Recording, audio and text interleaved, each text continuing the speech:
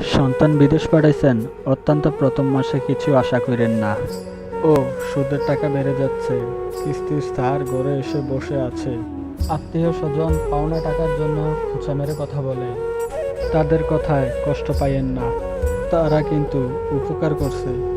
হয়তো তাদের টাকার খুব প্রয়োজন, তারাও হয়তো বা টাকার জন্য কষ্ট করছে।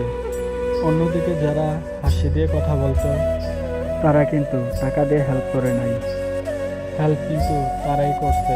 আজ তাদের কারণে আমি বিদেশ। তারাই হচ্ছে প্রকৃত আপন মানুষ।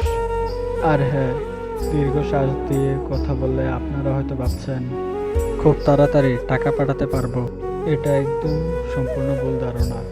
যে প্রবাসীরা বিদেশে আসছে, সে তো ভালো করে জানে লক্ষ লক্ষ টাকা ব্যয় করা হয়তো এক দেশ থেকে আরেক দেশে এসেছি, কি জন্য আসছি। প্রত্যেকটা প্রবাসী ভালো করে জানে তার ফ্যামিলির অবস্থান কি, তার বাবা কি করে, মা কি করে, তার ফ্যামিলির জন্য কি কি প্রয়োজন। প্রত্যেকটা প্রবাসীর মাথায় এই কিছুটা আছে। সুতরাং তাদের কাছে হাহাকার দিয়ে, দীর্ঘশ্বাস দিয়ে কিছু বলার দরকার নেই। সে ভালো করে জানে আপনাদের জন্য কি করতে হবে। বিদেশে আসার পর প্রবাসীরা নিজেদের জন্য কিছু ভাবার ইচ্ছে করে না। যতই স্বপ্ন থাকুক, বিদেশের মাটিতে সব শেষ হয়ে যায়।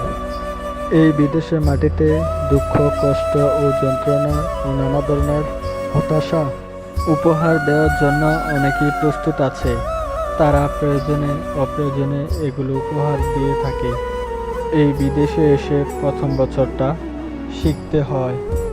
দুনিয়ার সবচেয়ে বড় বিশ্ববিদ্যালয় হচ্ছে প্রবাস। এখানে এসে প্রথমে শিখতে হয়, তারপর অর্জন করতে হয়।